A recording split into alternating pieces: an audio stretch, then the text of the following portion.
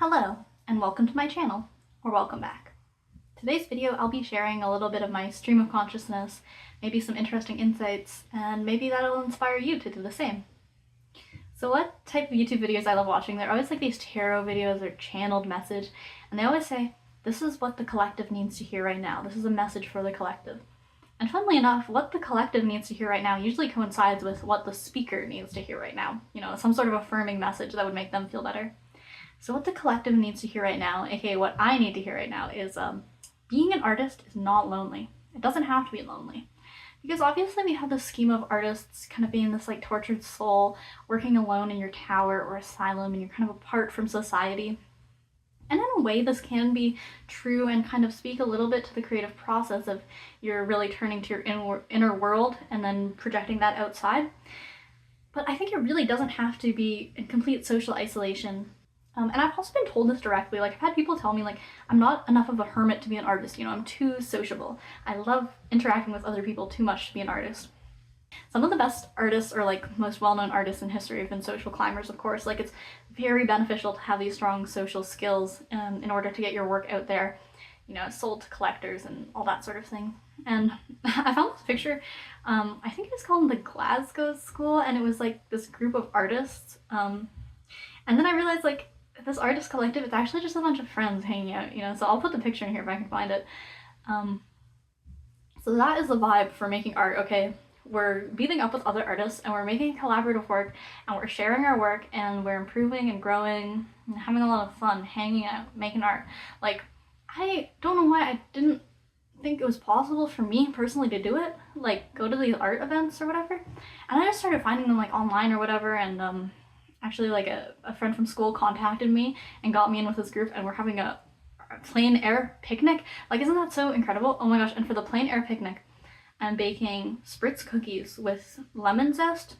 And okay, I usually do it with dried cranberries, but my food co-op only had dried cherries. So I was kind of like worried, like, the dried cherries are not going to be as good as cranberry, but it'll probably turn out fine. So sugar cookies, and then pico de gallo, and I found red tortilla chips, or corn chips, and I just thought, like, I feel like artists will appreciate the red chips. So hopefully this all goes to plan, the plein air picnic next week. I hope to share some watercolor paintings that I make for that. And it's just so inspiring seeing where other artists are at and just like seeing how they work through the creative process, and it makes it a lot more inspiring and not so lonely. I mean, of course, if you want to be that tortured soul, you know, go ahead. That can kind of be fun in its own right, but if you have that feeling of, I don't want to be so lonely making art, like, it's so easy. Even in small cities, there's communities of artists. You just are just like, you know, just find one single artist and meet up and be like, let's draw it together, you know? And it's, it can just be really inspiring. What else the collective needs to hear? Your hard work is recognized. Actually, I stole this from the I Ching, but anyway, like, your hard work is recognized by people who really matter, right? Because sometimes you feel like, you know, I'm working so hard and the people around me just don't appreciate it at all, or they don't see it, or they don't really understand. Or, you know, other people, they don't have the same strong work ethic, so they don't even see my work as being valuable. Because I'm really pushing myself to be the best that I can, but the people around me, they don't really value that sort of attitude to work.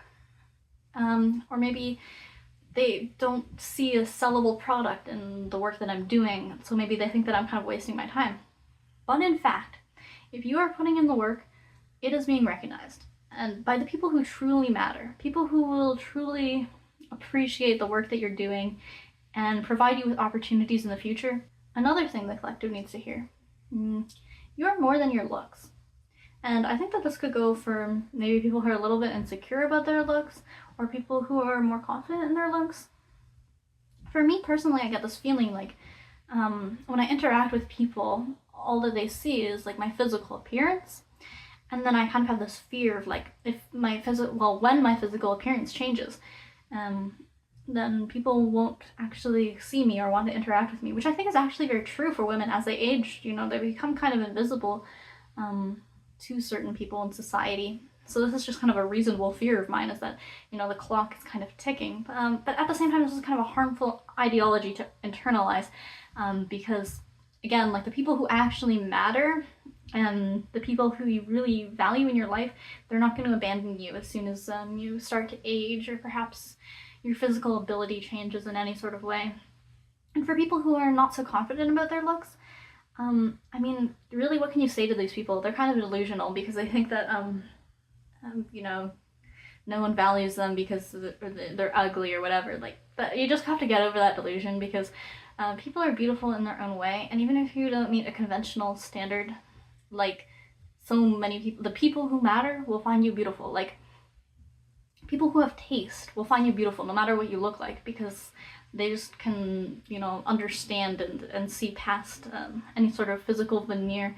People who actually matter can see your soul for what it is, and see the value in that and the beauty in that.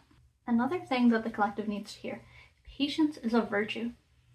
To be patient not just with your external circumstances and the world around you, but to be very patient with yourself is one of the best virtues that you can have. If you are very impatient with yourself and you're always rushing things, it'll be harder for you to enact your will in order to execute long-term projects. When you're patient, you understand that some ideas, projects, products take months or even years of your life, maybe even decades, to come to fruition. And when you're really patient and you accept this, then the seeds can actually start to grow, because you're cultivating this ability to have ideas and projects develop within you. When you're completely impatient and you don't really see any possibility of long-term plans, then there's simply no possibility for them to even exist. So it's very important to cultivate this patience for yourself and understand that what you're doing is not for nothing, that all the work that you're putting in is working towards a project, towards a goal, that it's the greater goal of your entire life, sort of a cumulative project, and every smaller project that you create off of this is strengthened by all the work and cultivation that you've put into yourself over the years, day to day, hour to hour. And at the same time, although I emphasize the value of putting in work and having a strong work ethic, it's also quite important to rest. Without rest, you cannot observe fully. When you're constantly in motion, in movement, in active creation, you lack this ability to really sit and grow with an idea, and to observe things in your day-to-day life or in your passing thoughts that might improve or take this idea to the next level. And you really have to be tuned into this more gentle or sort of passive frequency in order to pick up on these more subtle things. So know that although it's important to push yourself and work very hard, at the same time you must be extremely balanced. In order to produce anything really of value, you need to have these alternating periods of rest and of hard work.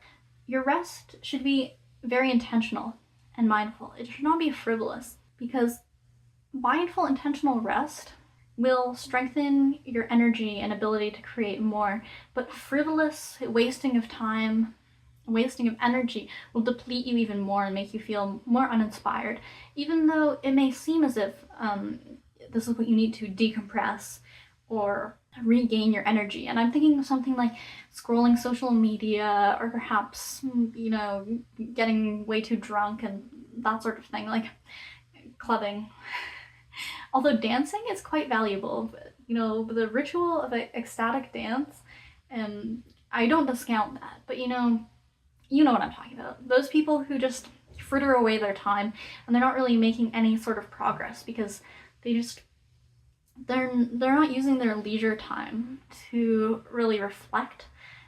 And really, at the end of the day, it doesn't really matter so much what you do in your leisure time, but it's the fact that you're extremely present in it, and that you're always constantly reflecting on the circumstance that you've put yourself in, why you're there, how you feel about the situation, and then observing also like why you feel that way. And then in this sense, if your physical body is resting, you're still cultivating some sort of energy that can be used for future projects. Well, anyway, I hope that this short video was maybe a little bit helpful or insightful. I don't really know. Honestly, thank you so much for watching these videos. It's kind of fun to make them. I don't really know if they actually provide any value in the world, but, anyway, thank you for watching, and I hope to see you in my next video.